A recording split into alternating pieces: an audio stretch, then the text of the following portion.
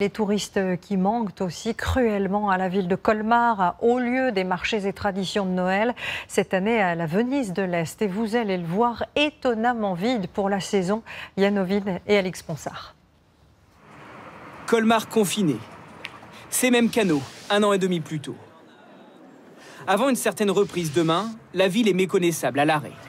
Ces barques ont promené 2 fois moins de touristes. On s'occupe comme on peut. Que l'année dernière.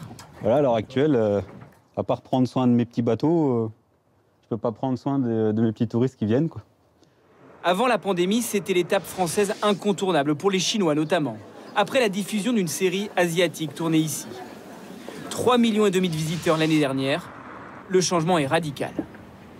2019, c'était vraiment trop de tourisme. On avait énormément de Chinois, d'étrangers, mais là maintenant c'est trop vite, quoi. Ça fait un peu peur en fait, quand on se promène, ça fait vraiment la ville fantôme.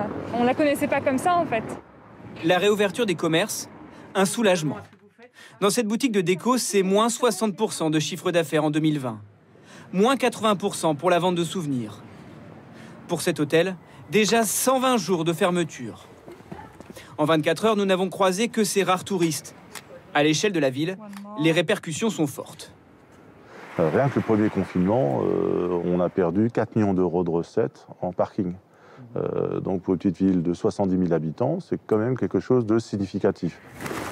Cette place, comme 5 autres, devait changer de visage en cette fin novembre, occupée par des dizaines de cabanons. Le marché de Noël est annulé. Immense manque à gagner pour ces vignerons.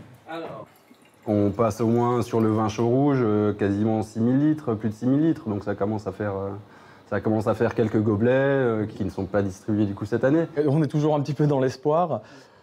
On fera avec ce qu'il y a. En attendant, les habitués peuvent acheter leurs produits sur un marché de Noël virtuel. Plusieurs boutiques se sont réunies sur un même site, comme ce pâtissier. Il soigne la mise en ligne de ses chocolats. Au marché de Noël, on avait l'habitude également de faire de la dégustation de produits. Forcément, sur du virtuel, il faut arriver à donner envie de croquer dedans.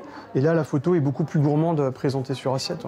La période est cruciale économiquement. Colmar a accueilli 1 200 000 visiteurs lors du dernier marché de Noël.